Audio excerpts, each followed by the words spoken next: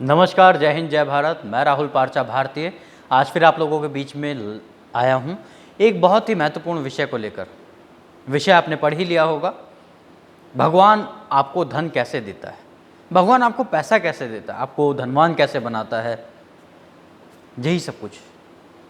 बहुत सारे लोगों को आपने कहते सुना होगा, आप ये करोगे तो भगवान आपको पैसा देगा, आप ये काम करोगे तो भगवान आपको पैसा देगा, आप ये करोगे तो ऐसा होगा, आप वह करोगे तो वैसा होगा। एक रास्ता मैं भी आपको आज बताने वाला हूँ कि आप क्या करो, भगवान पैसा देता कैसे है। आप थोड़े से एक्टिव हो जाओ। अभी जो मैं बताने वाला हूँ आपको थोड़ा ध्यान से सुनने की बात है। ध्यान रखिए कैसे भगवान पैसा देता है। मैं आपको आज वो रहस्य बताने वाला हूँ। साथियों, आपने कई बार देखा होगा आपके पास पैसा आता है, चला जाता है, आता है, जाता कहाँ है ये समझ नहीं आता है। ये चीज़ हमें समझने की ज़रूरत है। आज का समय अगर अपने जीवन के 5, 7, 10 मिनट मुझे दे दो तो मैं आपको शायद अच्छे से समझा पाऊँगा कि एक्चुअली होता क्या है। भगवान हमें हर कदम पर टेस्ट करता है।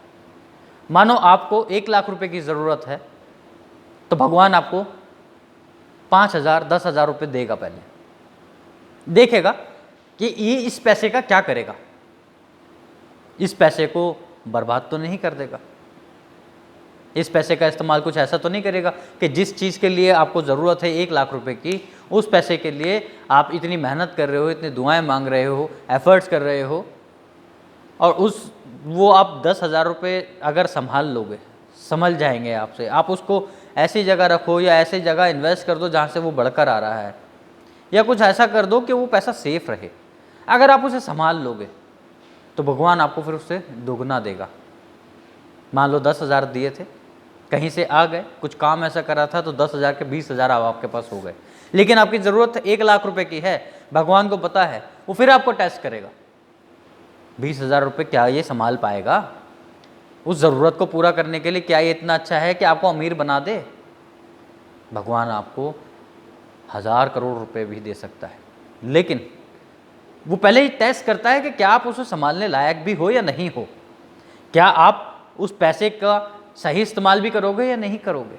कहीं आप उसे बर्बाद तो नहीं कर दोगे जैसे और लोग करते हैं, शराब पीने में, जुआ खेलने में, हाँ, कुछ गलत काम करने में, पैसा अय्याशी में उड़ा दिया। उस पैसे का करते क्या हो आप, वो ध्यान रखता है। वो उसी को देता है जो लायक होता है, जो पैसे की कद्र करता है, भगवान की दी हुई नेमतों की कद्र करना जानता है, इज्जत करना जानता है, क्योंकि उसे पता है कि जो मुझे मिल रहा है वो मेरी मेहनत से तो मिल रहा है, वो भगवान की रहमतें मुझ पर बरस रही हैं। वो मुझे टेस्ट कर रहा है हर कदम पर, मुझे बता रहा है कि पहले तू इसे संभाल के दिखा, क्या तू इसे संभालने लायक है तो मैं तुझे और दूं। लेकिन लोग करते क्या है, लोग उस रास्ते को छोड़ देते हैं। जैसे ही थोड़ा सा पैसा आता है तो लोगों की आंखें खुल जाती है, मेरे पास तो पैसा आ गया, अब मैं ये भी कर लूँगा, मैं वो भी कर लूँगा। तो भगवान क्या करता है, फिर वो रास्ता बंद कर देता है, वो उस रास्ते में अड़ंगा डाल देता है ताकि वो फिर स्लो हो जाए। वो जो पैसा आने की स्पीड थी वो मंदी हो जाएगी। क्यों? क्योंकि वो समझ जाता है कि ये बर्बादी के अलावा और कुछ नहीं करेगा। जब इसे गर्त में ही जाना है तो मैं इसे क्यों मदद करूं? आप उस पैसे का अच्छा इस्तेमाल करें, सही उपयोग करें, मदद मांगने वाले लोगों की मदद करें, जो लोग ज़रूरतमंद हैं उनकी मदद करें, लोगों को सही रास्ता दिखाने में उसकी मदद करें। हमारे देश को, शहर को, अपने गांव को, अपने राज्य को अच्छा बनाने में, जो ज़रूरतमंद हैं, जो बच्चे पढ़ाई नहीं करते उनकी मदद करने में अगर वो पैसा लगाते हैं तो वो और देगा, इतना ज़्यादा देगा कि आप उसे संभाल भी नहीं पाओगे। लेकिन वो भी तो टेस्ट कर रहा है ना कि आप किस लायक हैं। आप देखो, कहना नहीं चाहिए, शब्द कठोर है, लेकिन औकात है इतनी कि क्या आप इतना पैसा संभाल लोगे? आपकी ज़रूरत करोड़, 2 करोड़, 10 करोड़, 100 करोड़, 1,000 करोड़ की भी हो सकती है। आप जितना बड़ा सोचोगे उतना बड़ा आपको मिल सकता है, लेकिन आप क्या सही रास्ते पे हो? वो ऊपर वाला परमपिता परमात्मा हमें हमेशा हमें टेस्ट करता है। वो ऐसे ही नहीं देता, बहुत मुश्किलों के बाद देता है।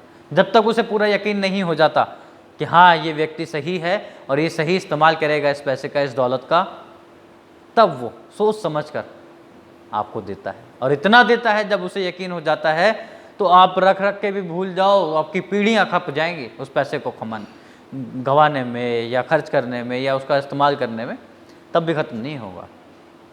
इतना भी दे देता है। बस आपको ये साबित करना पड़ेगा कि आप उस लायक हो, संभाल सकते हो।